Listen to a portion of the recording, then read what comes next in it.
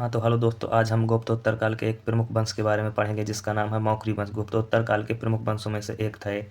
गुप्तोत्तर काल के प्रमुख वंश जैसे हो गया वर्धन वंश, पुष्यभूति वंश जो थानेश्वर में शासन किया करता था, और मौखरी वंश हो गया जो कन्नौज में शासन किया करता था। गौड़ वंश हो गया जो बंगाल में शासन किया करता था। मैत्रक वंश बल्लवी में शासन किया करता था, ये उत्तर भारत में शासन किया करते थे। और दक्षिण भारत में चलुक हो गए, बादामी के चलुक, बैंगई के चलुक, कल्याणी के चलुक, पल्लव शासन किया करते थे। तो मौखरी वंश के बारे में आज पढ़ेंगे जो 510 से 605 ईस्वी तक शासन किया लगभग। तो मौखरी वंश के बारे में हम जानेंगे। ये मौखरी मूलतः गया बिहार के निवासी थे जो गुप्त शासकों में सामंत हुआ करते थे। तो सामंत के बारे में हम चर्चा करते हैं। सामंत क्या होता है? सामंत एक तरह से एक बड़े साम्राज्य के, जैसे एक बड़े साम्राज्य के अंडर एक छोटा साम्राज्य शासन करता था, उसी को सामंत कहते थे। ये गुप्ता बहुत बड़ा साम्राज्य हुआ करता था जिसका शासन पूरे भारत में फैला हुआ था। उन्हीं में से मौखरी वंश एक सामंत कहलाते थे। इनके अंडर में शासन किया करते थे, और बाद में यह वंश उत्तर भारत का एक प्रमुख राजवंश बना जिसने 6वीं से 7वीं शताब्दी ईस्वी के बीच शासन किया। छोटा सा राजवंश हुआ करता था, ज़्यादा बड़ा राजवंश नहीं था। यह वंश मुख्य रूप से मगध एवं कन्नौज कानकुब्ज क्षेत्र में प्रभावशाली रहा। मौखरी शासन प्रारंभ में गुप्त साम्राज्य के सामंत थे, लेकिन गुप्त साम्राज्य के पतन के बाद उन्होंने स्वतंत्र सत्ता स्थापित कर ली। चलो मैप में देखते हैं उनकी लोकेशन कि मौखरी वंश किस एरिया में शासन किया करता था। तो ये गंगा नदी के किनारे ये मौखरी वंश उत्तर भारत में यही एरिया था, कन्नौज का एरिया जो मौखरी वंश शासन करता था। ये रहा मौखरी वंश का शासन यहाँ हुआ करता था। और पुष्यभूति वंश ये हो गया, पुष्यभूति वंश का शासन यहाँ पर था। और यह पाटलिपुत्र हो गया, यहाँ गुप्ता यहाँ से शासन किया करते थे, उनकी राजधानी पाटलिपुत्र हुआ। फिर धीरे धीरे बाद में कन्नौज एक बहुत बड़ी शक्ति के रूप में उभरा, जो पाल प्रतिहार गुर्जर के लिए संघर्ष चलता रहा कन्नौज राजधानी बनाने के लिए। मैत्रक वंश यहाँ से शासन करता था, मैत्रक वंश। और इसके नीचे वकाटक वंश हो गया। और चलुक्य की लोकेशन महाराष्ट्र वाला एरिया, पल्लव उसके नीचे तमिलनाडु आंध्र प्रदेश का एरिया।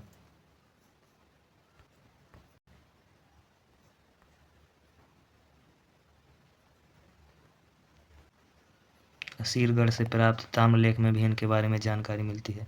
जौनपुर लेख जौनपुर उत्तर प्रदेश अटाला द्वारा एक अंकित है। अटाला मस्जिद हुआ करती थी, मस्जिद अटाला मस्जिद के द्वार पर जौनपुर लेख अंकित है। इसमें मौखरी के 3 शासकों के बारे में जानकारी मिलती है। हरि वर्मा, आदित्य वर्मा, ईशान वर्मा के बारे में जानकारी मिलती है। इसके बाद लघुवा यज्ञ रूप लेख, यहाँ से भी इनके बारे में जानकारी मिलती है। आर मंजूश्री मूलकल्प, आर मंजूश्री मूलकल्प एक महायान बौद्ध धर्म से संबंधित एक प्रसिद्ध बौद्ध ग्रंथ है। ये एक बौद्ध आर मंजूश्री मूलकल्प एक बौद्ध ग्रंथ हुआ करता है। इस ग्रंथ से भी हमें मौखरी वंश के बारे में जानकारी मिलती है। और इस ग्रंथ की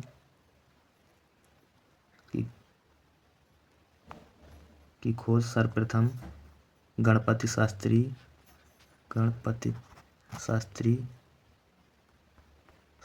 ने की थी। अब हम चर्चा करेंगे मौखरी वंश के शासक। तो इसका पहला शासक हुआ हरि वर्मा जो 510 ईस्वी से लगभग शासन किया था। इसका शासनकाल ज़्यादा नहीं रहा, ये 1 वर्ष या 5-6 महीने तक ही शासन किया था। हरि वर्मा मौखरी वंश का संस्थापक था और इसका यश 4 समुद्रों तक फैला था। और ये इम्पोर्टेंट है कि हरखा लेख में इसके बारे में जानकारी मिलती है। हरखा लेख में से शक्ति की प्रशंसा और महाराजा की उपाधि का उल्लेख देखने को मिलता है हरखा लेख में। तो अगला शासक हो जाता है इसका आदित्य वर्मा। ये हरिवर्मा का पुत्र हुआ करता था।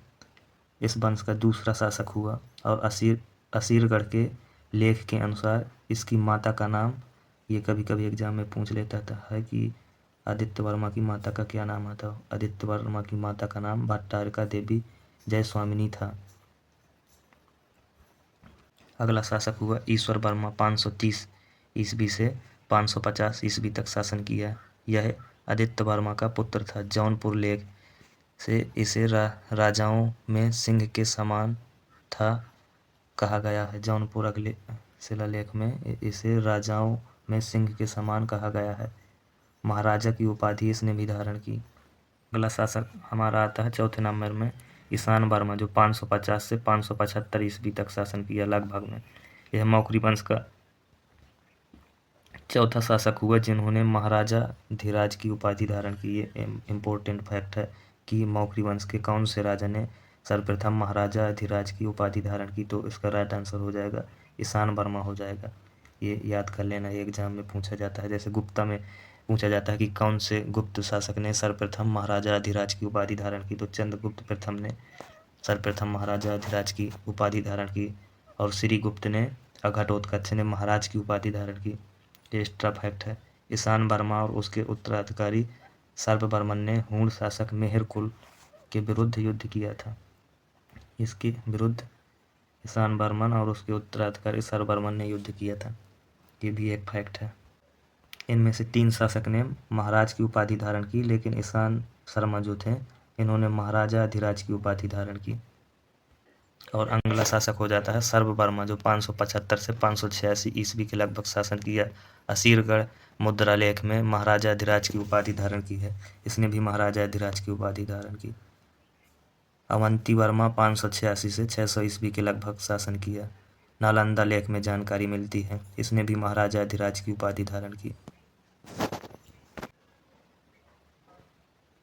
मौखरी वंश की राजधानी। प्रारंभ में मौखरी शासन मगध में शासन करते थे। प्रारंभ में ये मगध से शासन किया करते थे। मगध की राजधानी पाटलिपुत्र हुआ करती थी। यहाँ से गुप्तों ने भी शासन किया, परंतु इसके बाद उन्होंने कन्नौज कान्यकुब्ज को अपनी राजधानी बनाया। इस समय उत्तर भारत का सबसे महत्वपूर्ण राजनीतिक केंद्र बन गया था कन्नौज।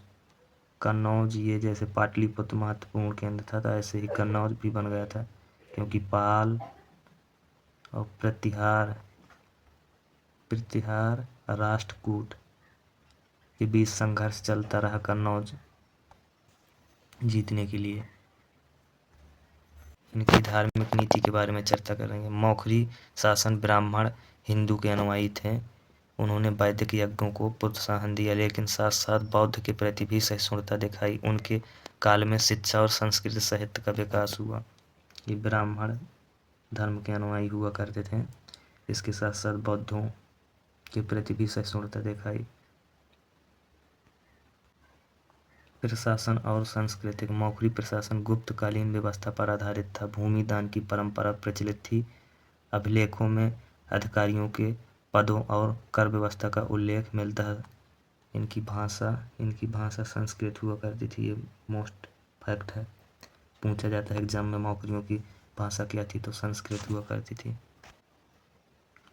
पतन। मौखरी वंश का पतन पुष्यभूति वंश वर्धन वंश के उदय के साथ हुआ। मौखरी शासक की पुत्री राजश्री का विवाह पुष्यभूति शासक ग्रहवर्मन से मौखरी वंश के एक शासक ग्रहवर्मा हुए, जो कि राज्यवर्धन की पुत्री राजश्री का विवाह इनके साथ हुआ, जो हर्षवर्धन की बहन हुआ करती थी। राजश्री का विवाह हुआ था और राजश्री को गौड़ शासक शशांक और मालवा के शासक देवगुप्त ने राजश्री के पति ग्रहवर्मन की मिलकर हत्या कर दी थी। और फिर राज्यवर्धन उसका बड़ा भाई देवगुप्त की हत्या कर दी। फिर इसके बाद शशांक ने राज्यवर्धन की हत्या कर दी और हर्षवर्धन हुए, जो शशांक की हत्या कर दी और अपनी बहन को सती होने से बचा लिया। कैद से छुड़वा के बहन भाग गई थी, उनकी जंगल में सती होने के लिए जा रही थी, तो उसने हर्षवर्धन ने उनको बचाकर पुनः कन्नौज ले गए और कन्नौज में सभी की सहमति से हर्षवर्धन वहाँ का राजा नियुक्त कर दिया गया था। इस तरह मौखरी वंश का पतन हो गया। ये वही शशांक था।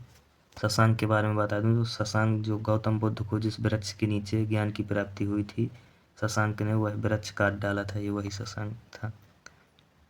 चलो हम अब कुछ मोस्ट PYQ क्वेश्चन करेंगे जो आपके एग्जाम में बहुत ही महत्वपूर्ण हो गए।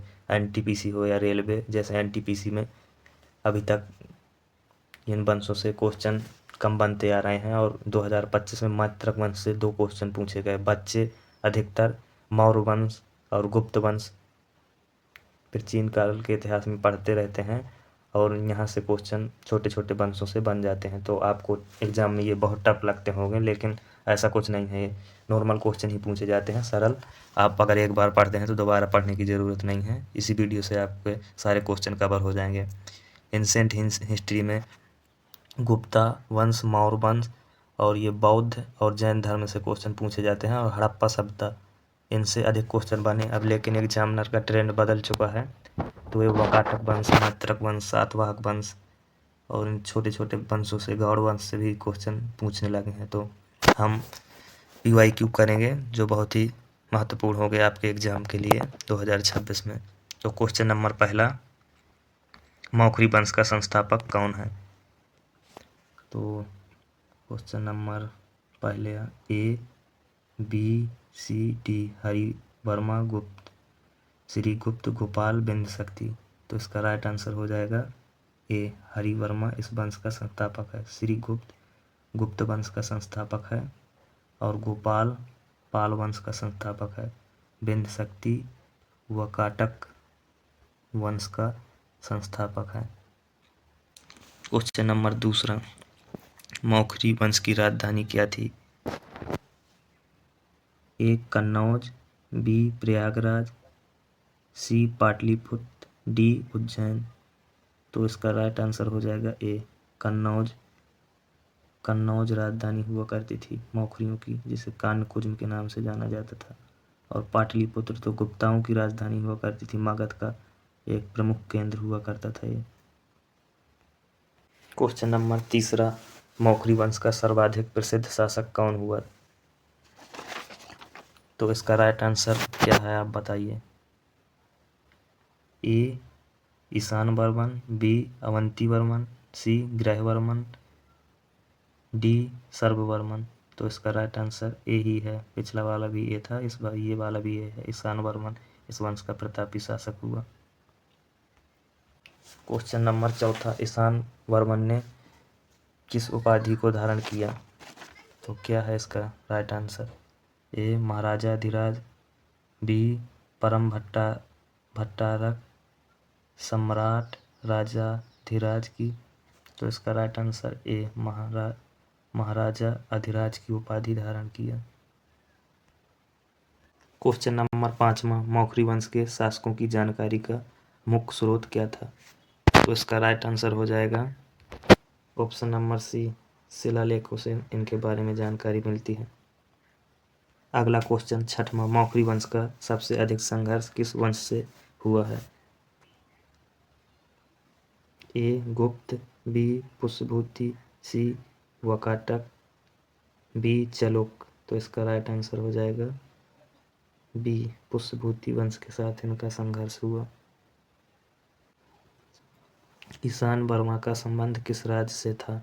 ऐसे भी क्वेश्चन पूछ लिए जाते हैं, जैसे ये मौखरी वंश के प्रमुख राजा हो गए, जैसे हरिवर्मा हो गए, आदित्य वर्मा हो गए, ईशान वर्मा हो गए, सर्व वर्मा हो गए, अवंती वर्मा हो गए, ग्रह वर्मा। इनका क्रम भी पूछ सकता है एग्जामिनर, और इनका सिंगल नाम भी पूछ सकता है कि ईशान वर्मा का संबंध किस राजवंश से है। ऐसे पूछ सकता है कि हरिवर्मा का संबंध किस राजवंश से है। तो ये नॉर्मल क्वेश्चन ही है, तो इसका शायद सबको ये आंसर पता होगा। ऑप्शन नंबर B इसका राइट आंसर है, मौखरी वंश से ईशान वर्मा का संबंध है।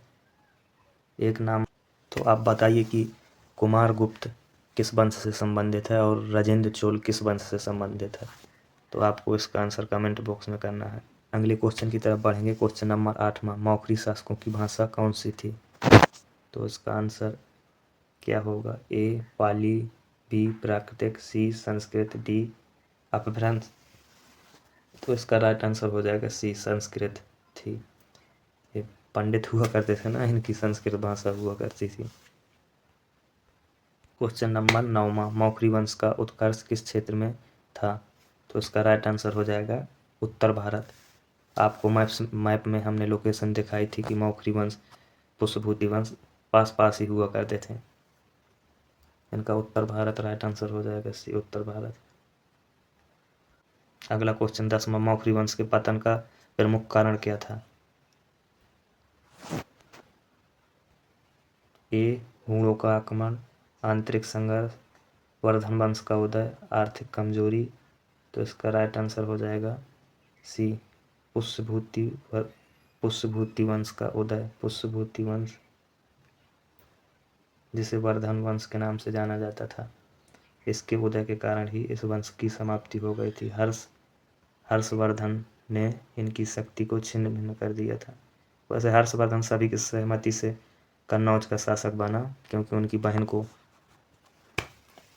मालवा के शासक देवगुप्त बंदी बना के ले गया था और उनके पति की हत्या कर दी थी, इसलिए उसका भाई कन्नौज का शासक बना सबकी सहमति से, जिसका नाम हर्षवर्धन था। क्वेश्चन नंबर 11, मौखरी वंश का अंतिम शासक कौन माना जाता है?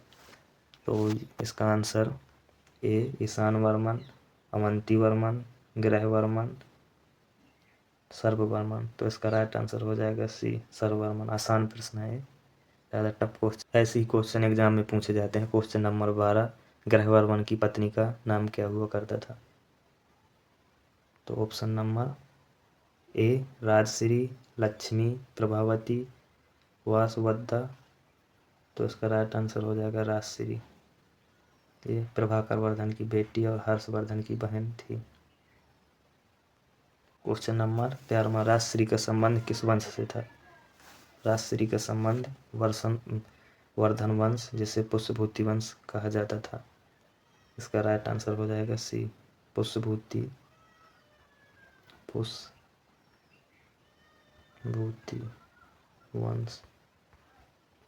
वंश से था। क्वेश्चन नंबर 14, मौखरी वंश का विलय किस वंश में हुआ? Option A Pala, B Vardhana, C Gupta, D प्रतिहार। तो इसका राइट आंसर हो जाएगा वर्धन। पुष्यभूति वंश में इसका विलय हुआ।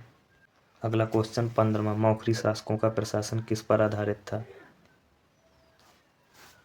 ऑप्शन ए गणराज, सामंत व्यवस्था, केंद्रीय शासन, जनजाति व्यवस्था, डी।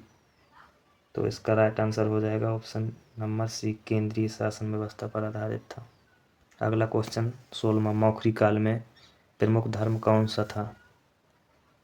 ए बौद्ध, बी जैन, सी शैव, डी वैष्णव। तो इसका राइट आंसर हो जाएगा सी शैव धर्म। अगला क्वेश्चन 17, ईशान वर्मन ने किस शासक को पराजित किया था? तो इसका राइट आंसर हो जाएगा ए हूणों को ईशान वर्मन ने पराजित किया था। क्वेश्चन नंबर 18, मौखरी वंश के शासक स्वयं को किसका उत्तराधिकारी मानते थे? ए मौर्य, बी गुप्त, सी कुषाण, डी सातवाहन। वे गुप्तों को अपना उत्तराधिकारी मानते थे। ऑप्शन नंबर बी इसका सही आंसर। क्वेश्चन नंबर 19, मौखरी वंश की शक्ति का केंद्र क्या था? Option number A Magadh, B Malwa, C Kannauj, D Vidarbha. तो इसका राइट आंसर हो जाएगा सी कन्नौज। कान्यकुब्ज नाम हुआ करता था इसका। ये मोस्ट क्वेश्चन है, क्वेश्चन नंबर 20, कम से कम 10-15 बार रिपीटेड है ये क्वेश्चन NTPC SSC में। और इसका ऑप्शन है नर्मदा, गोदावरी, गंगा, कावेरी। मौखरी वंश का संबंध किस नदी क्षेत्र से अधिक था? तो इसका राइट आंसर हो जाएगा गंगा नदी के किनारे बसा था ये मौखरी वंश। छोटा सा राजवंश हुआ करता था ये। क्वेश्चन नंबर 21, मौखरी वंश के शासक किस उपाधि का उपयोग किया करते थे? ए सुल्तान, बी महाराजाधिराज, सी सम्राट, चक्रवर्ती। सुल्तान की उपाधि तो दिल्ली सल्तनत में लिए करते थे ऐबक ऐबक लोग। ऐबक, बलबन, अलाउद्दीन खिलजी, महाराजा अधिराज की उपाधि गुप्तों में भी लिया करते थे। चंद्रगुप्त प्रथम ने सबसे पहले महाराजा अधिराज की उपाधि ली, तो इसका राइट आंसर बी हो जाएगा। सम्राट, मौर्य वंश में सम्राट की उपाधि लिया करते थे, जैसे अशोक हो गया, ये सम्राट कहलाते थे। सुल्तान दिल्ली सल्तनत में बादशाह बाद में आ गए। जो मुगल लोग थे ये बादशाह की उपाधि लिया करते थे। और ये चक्रवर्ती समझते हैं आप, जिसने अपना शासन बहुत बड़े क्षेत्र में किया हो, बहुत बड़े क्षेत्र में शासन हुआ करते थे, उसे चक्रवर्ती बोलते थे। जैसे चंद्रगुप्त प्रथम हो गए, अशोक हो गए, ये चंद्रगुप्त, ये सब चक्रवर्ती शासक कहलाए। क्वेश्चन नंबर 22वां, मौखरी वंश के समय शिक्षा का प्रमुख माध्यम क्या था? तो इनके टाइम पर ऑप्शन ए तक्षशिला, नालंदा, काशी, उज्जैन। तो इसका राइट आंसर हो जाएगा बी, नालंदा। ये नालंदा विश्वविद्यालय में ही शिक्षा ग्रहण किया करते थे। क्वेश्चन नंबर 23वां, मौखरी शासक किस कला के संरक्षक थे? ये चित्रकला, स्थापत्य कला, मूर्ति कला, सभी। ऑप्शन नंबर डी, ये सभी कला के संरक्षक थे। क्वेश्चन नंबर 24वां, मौखरी वंश के बाद उत्तर भारत में कौन सा वंश शक्तिशाली हुआ? ये पाल, प्रतिहार, वर्धन, राष्ट्रकूट। तो इसका राइट आंसर हो जाएगा सी, वर्धन वंश। इसे पुष्यभूति वंश के नाम से भी जाना जाता था। मौखरी वंश का ऐतिहासिक महत्व किस कारण है? ये आखिरी क्वेश्चन है, क्वेश्चन नंबर 25वां। इसका आंसर आप कमेंट बॉक्स में दीजिए। नहीं, ये आंसर भी मैं बता रहा हूँ। ए व्यापार प्रशासन, बी सी गुप्त परंपराओं का संरक्षण, विदेशी आक्रमण। तो इसका राइट आंसर हो जाएगा गुप्त परंपराओं का संरक्षण। तो आपके एग्जाम में इसी तरह के ही क्वेश्चन पूछे जाएंगे। एनटीपीसी का एग्जाम अप्रैल मई के महीने में होने वाला है, जो आपको इस सीरीज से क्वेश्चन सीधे देखने को मिलेंगे, ये मेरा वादा है। जैसे मात्रक वंश से 2 क्वेश्चन पूछे, बच्चों से नहीं बने, और शायद मौखरी वंश से इस बार क्वेश्चन बने तो आपसे ज़रूर बनेंगे। Thank you. जय श्री राम।